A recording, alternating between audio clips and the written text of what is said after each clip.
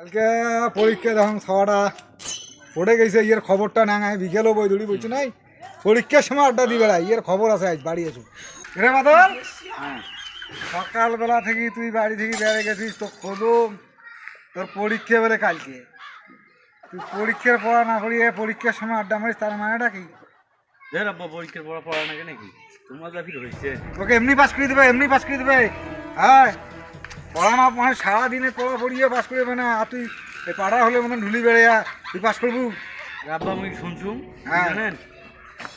মানুষগুলো মদ খেলে বলে শোক পাওয়ার ভাই তা আমি চিন্তা ভাবনা করছুম কালকে মদ খেয়া যায় যা আছে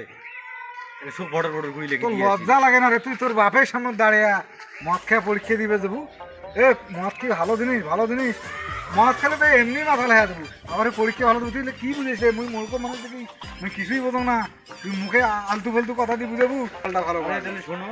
ওই যে আমার দিয়ে আছে না শামসুন হ্যাঁ ওই যে মাইকের কি বের করছিল মদ খেয়েছে ও মাংসে মদ খাইছে দেখি ও বেড়ে অত বেড়েন সত্যি অত ক্লিয়ার আছে যে মাংসে যেটা মদ খেয়ে পাবে তুইও পাবো হ্যাঁ মুই কালকে মদ খেয়ে আচ্ছা দেখি তুই পরীক্ষা